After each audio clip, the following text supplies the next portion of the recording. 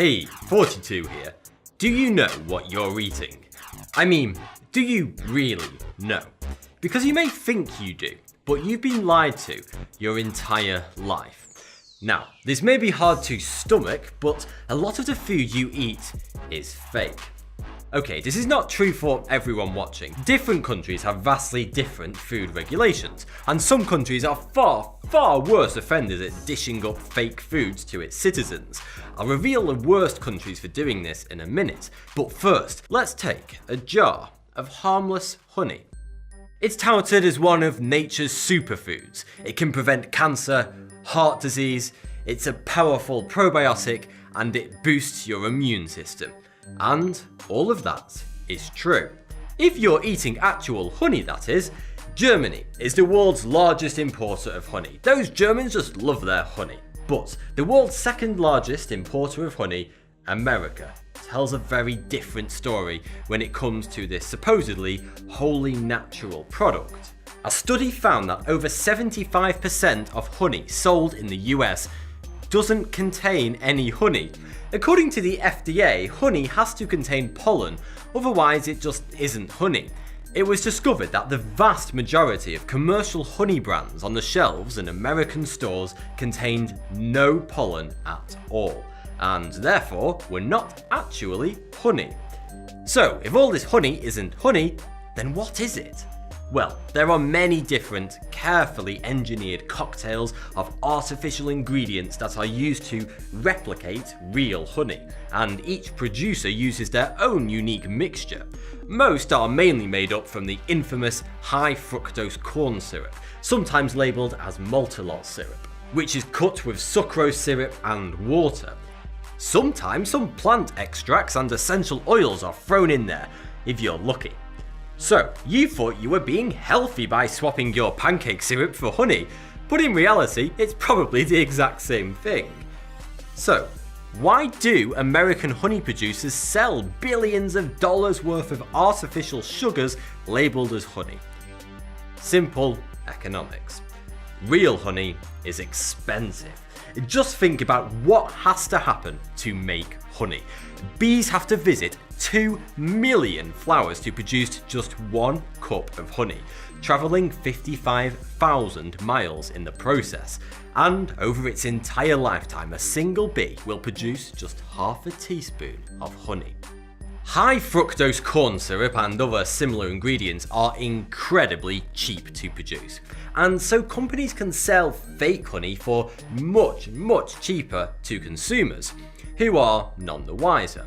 There are also no regulations in place in America concerning the actual percentage of real honey content required.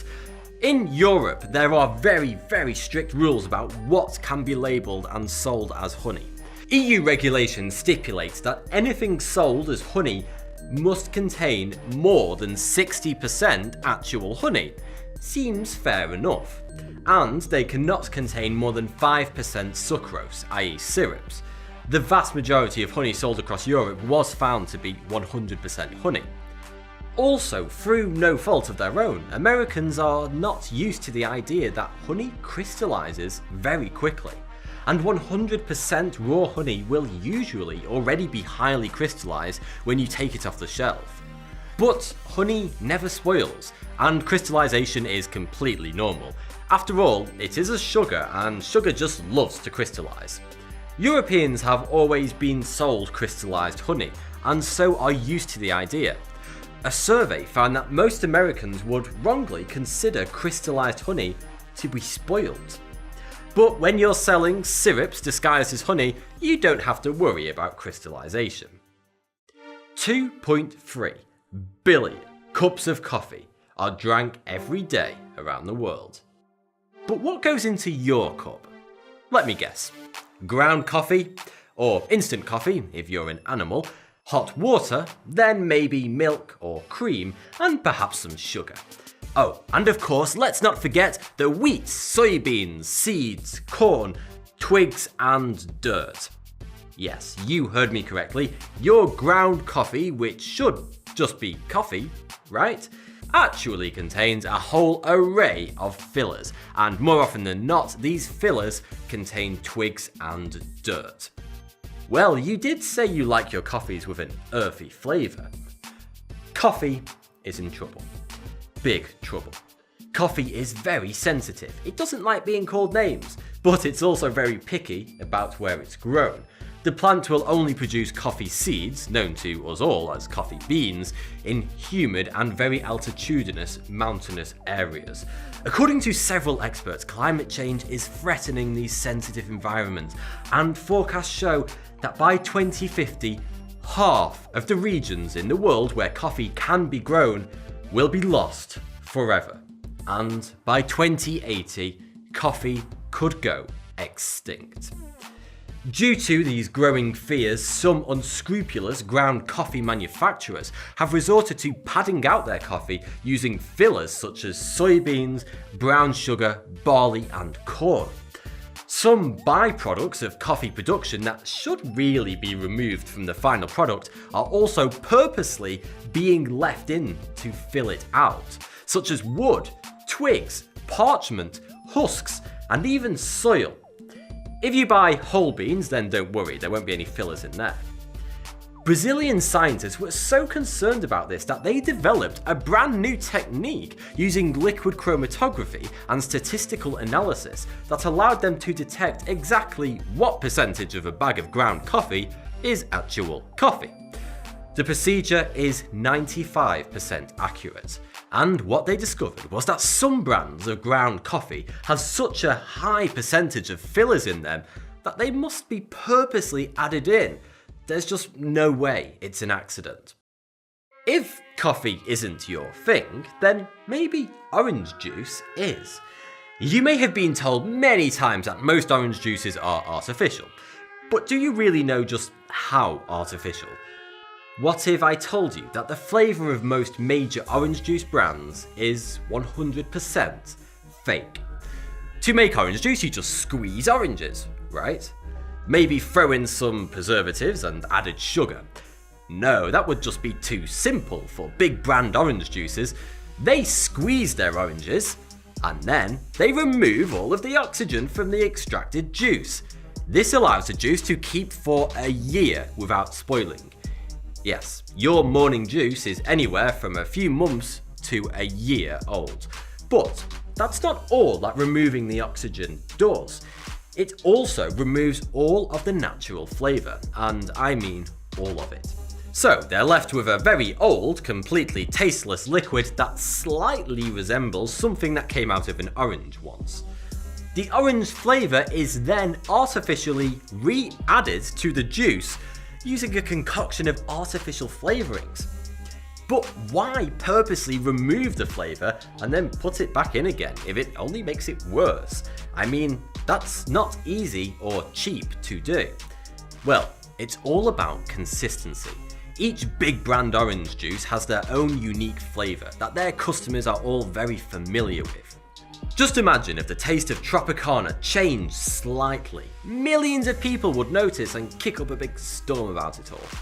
The natural flavour from oranges is just not consistent enough to stick a brand name on it and have people associate that flavour with that particular brand, because the flavour would constantly change, depending on the variety of the orange, location of the oranges, and the time of year.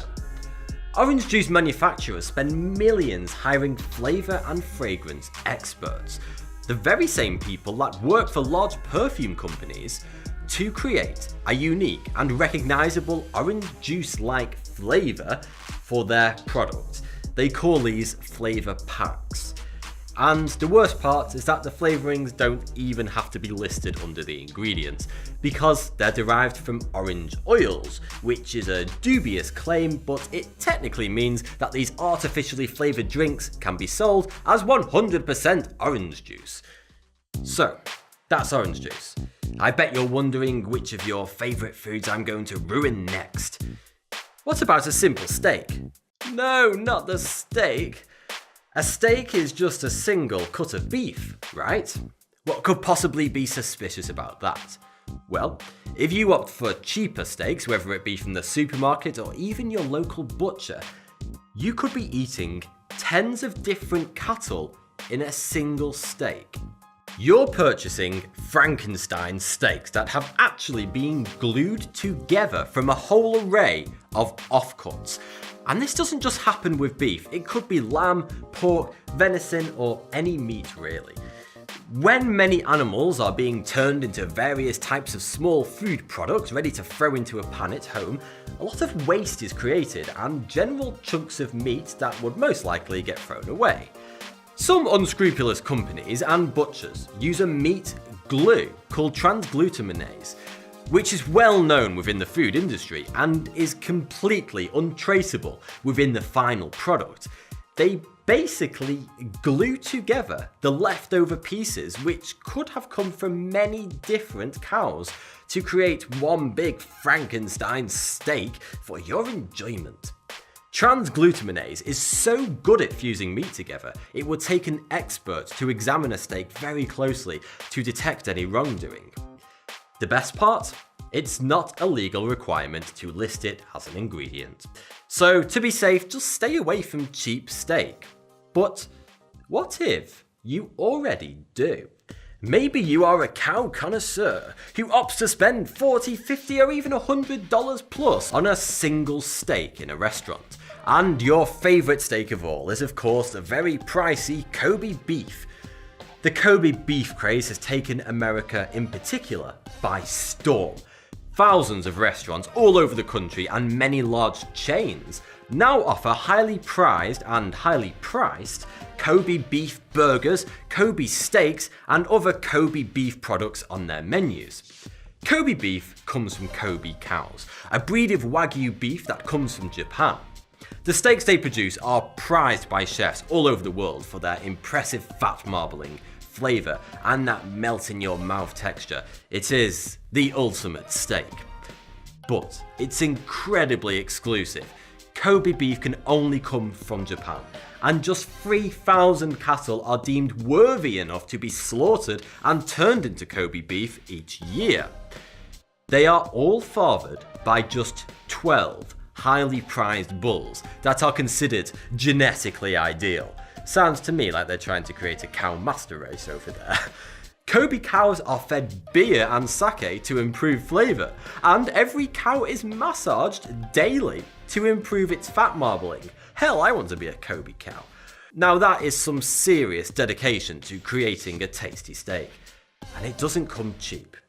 It varies, but it will cost you on average about $350 to eat a real Kobe steak in a restaurant. Because supplies are purposely kept small to focus on quality, the amount of real Kobe beef that reaches the US each year would only feed 77 Americans. And yet, millions of Americans are going out and regularly eating Kobe beef in restaurants and buying it from the shop to cook at home for far, far less than $350 per steak. So what's going on here? It is one of the biggest food scams in America's history. As you have probably guessed by now, the vast majority of so-called Kobe beef sold in America is just plain old regular beef that has never even been to Japan. It's just outright lying and clever marketing, if you can call it clever. Some farms in America are even now creating fake Kobe beef for much cheaper, often called Phobie beef by those in the know. This fake Kobe is sold to thousands of restaurants, and customers pay upwards of $100 a steak for it. But in reality, there are only 9 restaurants in the whole of America that sells real Kobe beef, imported from Japan. Yes, just 9. And they have a special license allowing them to cook and sell it. The fake food that you consume in the average day is sickening. Your olive oil is actually peanut oil, soybean oil, and palm oil. Your cheese and even bread contains wood pulp. Yes, wood pulp, which the FDA says is safe to eat. Thanks for the advice, but last time I checked, I wasn't a beaver. Your dried spices and herbs contain a large amount of garden weeds. Your tea contains sawdust and sand. Yummy, yummy, yummy. blueberries are also often faked. Most products containing blueberries, such as muffins, cereals, and pancakes, contain precisely 0 blueberries. Real blueberries are expensive, and so food scientists have perfected a recipe of sugar, purple dye, and other questionable ingredients to craft imitation blueberries that have no health benefits whatsoever. In America, most of the champagne sold is not actually champagne. Most people believe that it's illegal to sell sparkling wine as champagne if it doesn't originate from the Champagne province in France and it is produced using the méthode champenoise, a second fermentation within the bottle. Well, yes, this is true in every country in the world except America. A 100-year-old legal loophole allows any American sparkling wine, a simple bottle of Californian bubbly for example, which may be nice, to be sold as champagne, which it isn't, within America. Do this in any other country and French lawsuits would take your fake champers off of the shelves faster than you can say, is this the bloody French Inquisition or what? Of course, all of this changes depending on where you live in the world. Every country has its own unique food regulations and different levels of food quality. But which countries have the most fake food?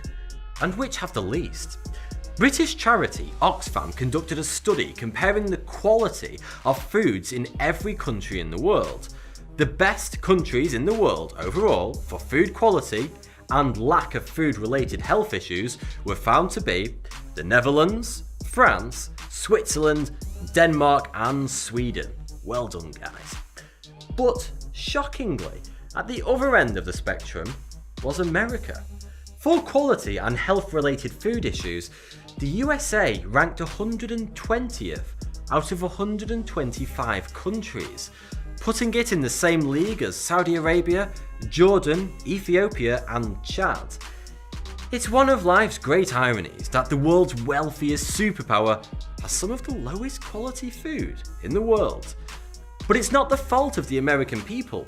Large American food companies that have monopolised the market use every trick in the book and some horrifying techniques and chemicals to make terribly poor quality food seem more appealing to shoppers. And in America and some other countries, the regulations just aren't in place to properly regulate what goes into people's food. At least they're nowhere near stringent enough. But just remember, every time you shop, you are voting. Avoiding cheap, processed and general dodgy looking food will reduce the demand for it. Choosing to instead shop at local stores with real high quality food will make a difference, and you'll live a longer and happier life for it as well, just for the sake of a bit less convenience. You wouldn't eat garbage out of the bin, so don't settle for buying it off the shelves. Thanks for watching. If for some reason you actually enjoy my videos, then click here to support me on Patreon. Supporting me helps me to make better videos and you can get some pretty cool rewards as well.